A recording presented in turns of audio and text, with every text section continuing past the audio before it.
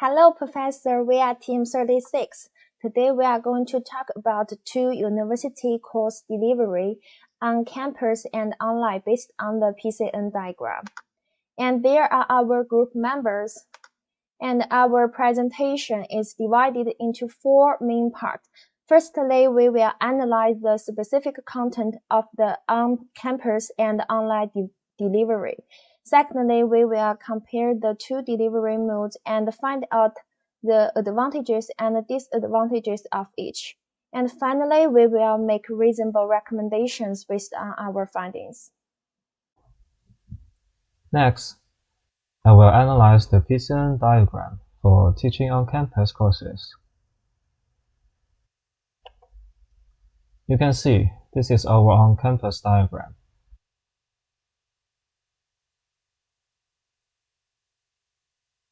First, I will analyze the system entities. It can be seen from the figure that it is teachers and students. Secondly, the key processes are analyzed, which are face-to-face interaction and complete tasks, assignment, and taking offline exams. Finally, the value proposition is analyzed from three aspects: independent processing by instructors, in terms of valuing preparation, direct interaction, increased efficiency of course delivery. Finally, in terms of value realization, students can have knowledge, grades, and achievements. Next, I will analyze the PCN diagram for teaching online university courses. You can see this is the online PCN diagram.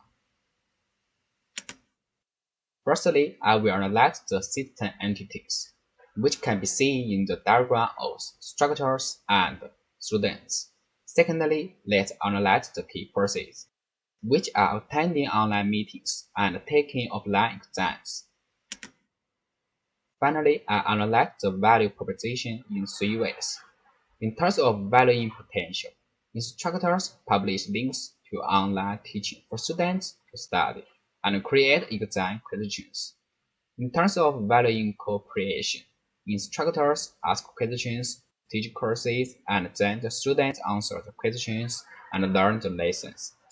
Finally, in terms of value realization, students can register for courses, complete assignments, and take exams. So this part is about comparison of two diagrams. The main difference is obvious. Most activities of on-campus courses are based on face-to-face, while all activities of online courses are based online. And then about efficiency. On-campus methods has a clearer information delivery, as face-to-face communication is more efficient, and students can get more feedback than online courses. Online methods, students will have more time and flexibility on learning, as time is money. So in this way, time and money can be saved and the learning efficiency can be improved a lot. Let's turn to scalability. The number of students on campus is limited by the size of classroom, while online methods with much larger capacity even no limit to the numbers, but with lower sense of participation. The last one is the customization. It's mainly about choosing and changing modules. On-campus methods is mainly by email communications, and the reason for rejection could be time conflict with other courses, or teaching scale is not big enough for new students. While for online methods, it is easier for students to choose and change modules. They just need to do it on web pages or apps, and they can choose their own timetable for both lectures and seminars, rather than the fixed timetable of on-campus methods. So that students can make good use of flexible timetables, which can improve learning efficiency as well. We are going to talk about recommendation. In our recommendation, we'll be using the SMART analyze method to discuss Our suggestions for the university is online and offline hybrid teaching. The specific plan for the university to implement it, planned it online and offline teaching and learning in the aftermath of epidemic is to address the impact of the epidemic, to protect the health and the safety of students and staff, and to improve the quality and efficiency of teaching and learning. Measurable. The university should develop a feasible online and offline hybrid teaching programming based on the actual situation, establish a corresponding indicator system, and evaluate the effectiveness of the implementation of hybrid teaching by analyzing data on the students' learning performance, teaching quality, and teaching efficiency. Achievable. The university should make good preparation in terms of teaching resource, teacher training, and teaching management to ensure the implementability of the blended learning programming. At the same time, communication with students and teachers should be stressed during the implementation process to understand their actual needs and options, and to adjust to improve the blended learning programming in a time manner. Relevant. Online and offline blended teaching is one of the main measures that universities are currently taking in the response to the epidemic, and it is also one of the important directions of university teaching reform. Therefore, the development of a feasible hybrid teaching programming and the promotions of hybrid online and offline teaching is not only conducted in the response to the epidemic, but also to the development of university education. Time-bound. Universities should implement hybrid online and offline programming as soon as possible after the epidemic, and evaluate, adjust them with a certain period of time. At the same time, the blended program should be adjusted in accordance with the development of epidemic to ensure the health and safety for students and staff.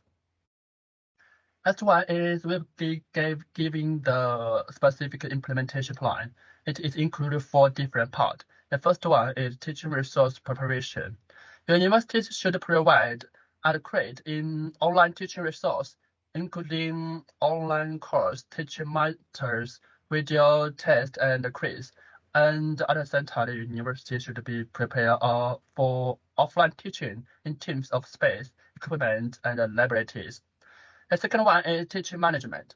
The university should establish a corresponding online and offline hybrid teaching management system, include teaching plans, teaching qualities assessment, and analysis of teaching efficiency needs.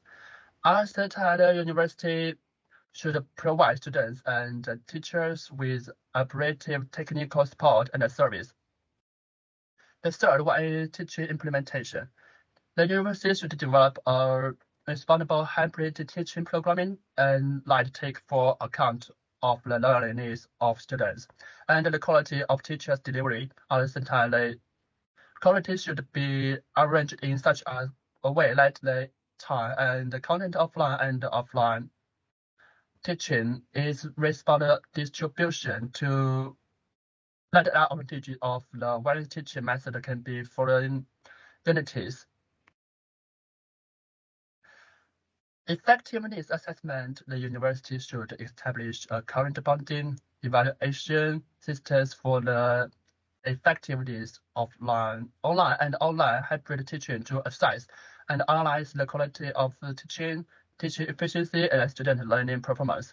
Based on the evaluated result, the hybrid teaching program should be optimized and adjusted. According to the above, we have described the specific process of on-campus course delivery and online course delivery based on the 2 PCN diagrams. We have also found that on-campus courses are first and foremost a time-consuming process in terms of course selection and exchange. As students communicate with the school by email, which can lead to long waiting times and the possibility of overlapping course times, but Face-to-face classes can largely guarantee the quality of the course and improve learning efficiency and student satisfaction. However, online courses are more convenient for students, more flexible, and freer in terms of time, but the quality and efficiency of the license are not guaranteed compared to an on-campus classes due to the lack of face-to-face communication. Therefore, we propose to implement a hybrid online and on-campus courses delivery model and develop a system of indicators to help schools improve the quality of teaching and learning. So, thank you for watching.